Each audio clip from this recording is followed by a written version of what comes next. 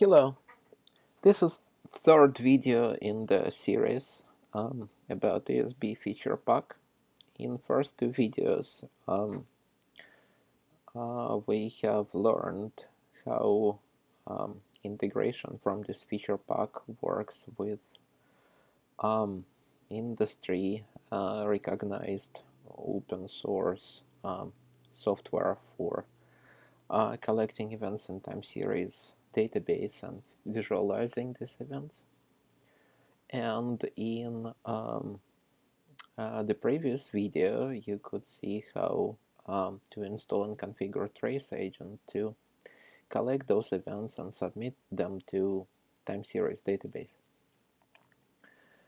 This video is about how to configure BizTalk specific components which are included in this feature pack, and we will go through all these steps to see how long it will take. So what we have here is virtual machine where BizTalk 2010 is installed, and it's also important that you have .NET Framework version 4.5.2 installed, which is prerequisite and checked by installer. So let's start installing. First step is to install BizTalk and ESB related bits. So we just run installer. The agent is already configured, so all we need to do is quickly do complete install. And it shouldn't take too long. At this point, BizTalk configuration is not going to be changed. All we get is the new bits. So once it's done, we can go to default install directory.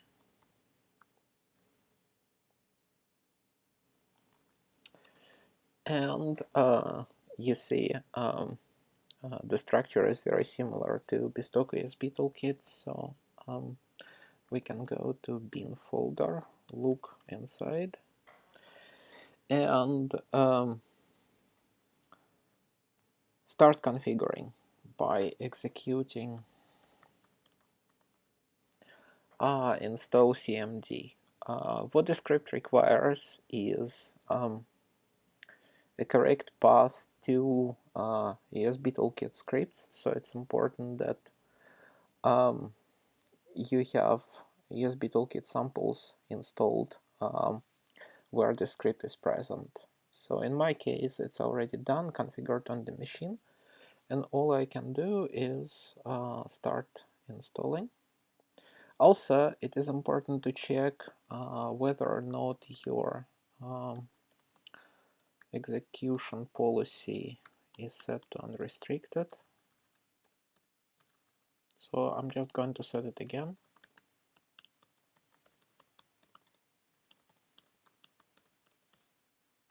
Just in case. And then run the install script.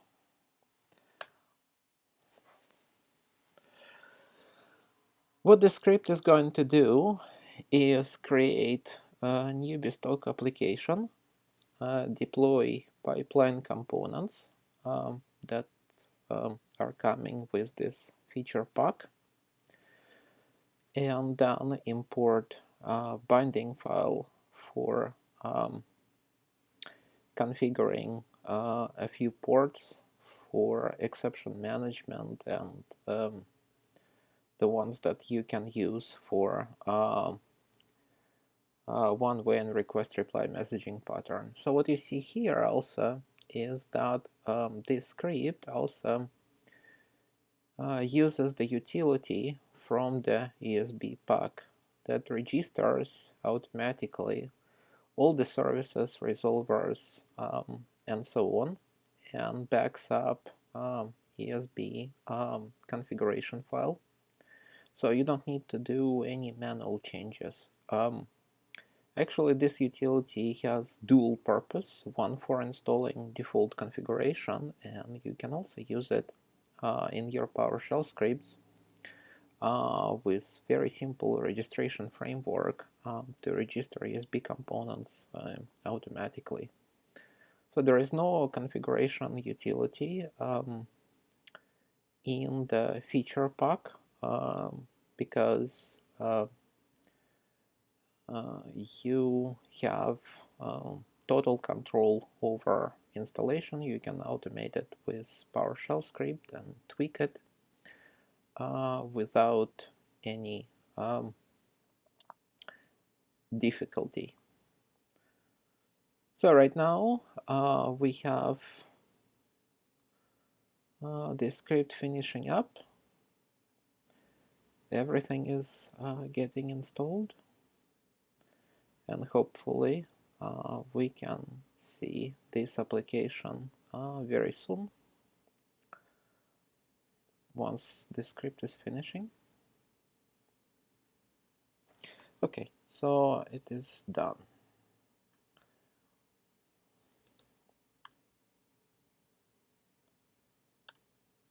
Now let us go and check what we got installed. And you see new infragravity application with send ports for exception management, one-way and two-way. And the ESB config file is already updated, so all the bits at this point are successfully installed, registered, and ready to go. So, and this is pretty much it. All you need to do next is install samples, which we're going to show you in the feature video. So I hope you like it, and we'll see the other videos. Thank you.